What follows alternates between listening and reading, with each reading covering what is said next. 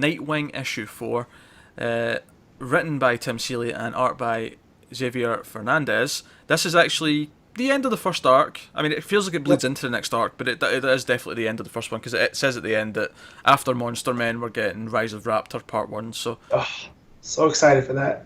But, yeah, so this... Basically, the plot of this issue was that Nightwing and Raptor go to... I can't remember what they call the place, but Parliament of Owls... It's the Grove. The Grove, there you go, thank you. Because it reminds me... I've been listening to a lot of Strange podcasts, and they've been talking about...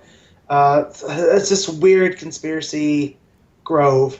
And it seemed like Seeley had pulled from this conspiracy stuff. So, because, of course, the Parliament of Owls would use a place like that.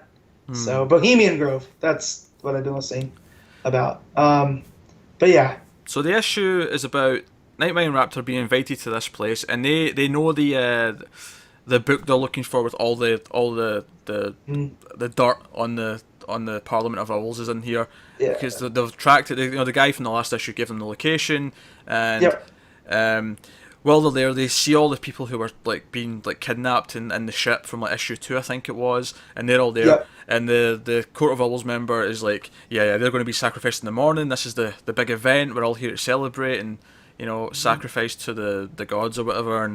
And Nightwing's basically okay, look, I let this go when they were in the ship because it would blow the plan, in issue 2. But now it's time to save these people, and this is, he calls it Raptor's test, because Raptor now needs to be a hero. And Raptor, admittedly, immediately says, yeah, this is time. This is the time to do this. He can't even look the other way. Yeah. At this. But a couple of the Owls cats see them doing it, and they go back to the boss guy, whose name I can't remember, but he kills the 2 Owl members because he doesn't want anyone to know that this has happened on his watch, and he morphs into a monster because he's been promoted, as he says, to God. Yeah. So. Yeah, and it's an owl type monster at first. Yeah. Just running through the labyrinth, and I was like, oh, "Well done, Seeley." Yeah, so that owl monster chasing after our 2 heroes in a labyrinth. It's also nicely.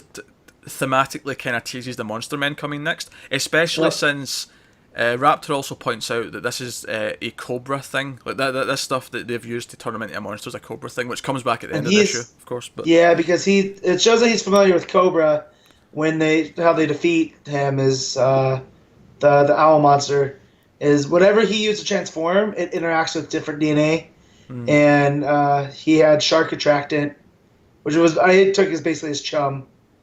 And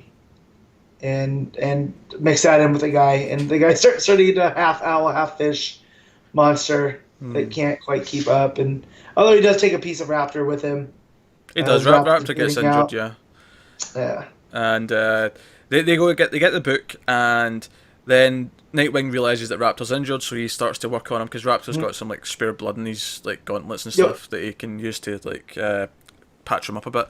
And this is when Nightwing reveals that he knew all along that Raptor was a circus person, because of the way he spoke and the way he acted when they first met, he could just tell immediately that he was in the circus, which is key because there's another reveal coming up. So they've already saved everyone, they've ran for the exits, they're running from the monster, they know they're at the exit, which happens to be a door that leads out to the middle of a cliff.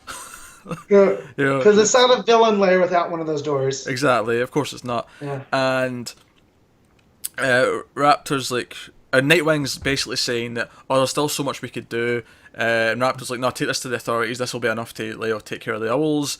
And when Nightwing protests and says, no, we could do so much more, Raptor says, you still get itchy feet, your mother was right about you, and then kicks him out of the door. And of course Nightwing's wait, you knew my mother? Yeah. What? As he's falling. And so that's that, and we don't see what happens to Raptor, but obviously we see him at the end, and we see that he's gotten out, and he's maybe he's still flipping that side of the line, but he's still he's flipping back and forth, we can trust him. He's kind of a hero. He's not. He is, because the end of the book, of course, he's giving a backdoor access to all the names of the owls to Cobra, because Cobra's pissed that they stole from them. Yep, and Nightwing turns around and takes the info to Spiral, and we get to see Tiger again, or as Nightwing calls him, Tony. from Grayson, so that was a nice little nod. Yeah. So the But authorities are dealing with the owls, but Cobra's also getting the name, so they're probably going to try and like intercept and dish out their own revenge as well. But obviously, a scene that takes place just before that is the scene with Dick going back to the Batcave, and he runs into Damien and he talks to Batman. And Batman brings up concerns because he's spoken to Barbara, and he has the same concerns that Barbara did about Dick sort of like walking the line. And I really like this conversation because it's like Dick sort of like pointing out maybe why in part he's different to Bruce, because he brings up that Bruce is so terrified of crossing the line or even dancing on the line that he thinks he can never come back. But Nightwing doesn't feel that way. Nightwing feels that he can dance in that line. And I thought that was a nice touch of like his circus background. Even though he wasn't a tightrope walker per se, it's kind of that. It's kind of that metaphor. Like he can go on the line and make it safely and make it back. Exactly. He's used to working without a net. Yeah. Whereas Batman needs that net. And so I thought that was well done. Yeah, another great issue too. Which is great because it's not even like a fault of Batman, because Batman always makes sure he has the net. That's part of who Batman is he plans to make sure the net's always there. Even if it's not there, by the time he falls, the net will be there. Exactly, yeah. Like Batman's always got a way out, whereas Dick is willing to jump without knowing he can make it. And it's those differences. But I also like at the end of that scene that he does thank Batman. He says, "You're the reason for that. Like if you weren't there to look after me after what happened." Well, he's and this is the spirit. Take the spirit which is intended. He is Batman 2.0. That's what I've always loved about Dick Grayson is whereas Bruce walls himself up behind everything. Dick Grayson's always been at the center of the DCU. And whether it was in Titans as Robin, with the Outsiders, which I think thematically ties very nicely to this week's issue of Batman. Because if you look back at Batman. Like, that whole thing where he's like, Alfred, how did you help me after my parents died, when he's trying to deal with Gotham Girl? And it kind of, this is like almost like evidence that he's already done that for someone else. Like, Batman, in doing what he did for Dick, having already went through this, made Dick a better, well, not better, but a less damaged individual because he had that experience to deal with it, and like, take him through it, having already gone through it. It's already like this example of this happening and the other person coming out better than Batman did. And I like that. I like that evolution. And that's the title of the story, Better Than Batman. There you go. And it kind of all comes back round, Yeah, and then you could even see from his time he spent with Damien that he's turned Damien from this little psycho into someone that like loves playing Cheese Viking. Like he's allowed to be a kid. Yeah. So he's passing it on towards the next generation, and it's, again, we talked about that synergy through the books, and so for me, what comics should feel like. Yeah. So, of course, the cliffhanger at the end is that, again, playing with the idea if we don't know what Raptor's real intentions are, Raptor says to Cobra, "Don't worry about Dick Grayson, he's wrapped around my finger." And it's like, oh dear. But yeah, so that's leads us nicely into Monster Men, which both Batman and Nightwing are going to be about in a couple of weeks' time.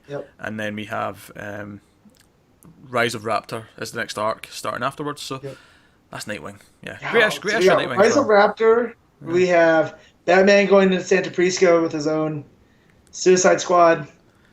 Like, this is probably the most I've loved the Batman section of DC in a good long while. It's on point. Plus whatever's going on in Detective. Yeah, because that still needs a cap off. Yeah, and then Batgirl's still having a great first arc. Yeah, it's all coming up batch right now. Even Lois Lane's coming up bats. Coming up bats.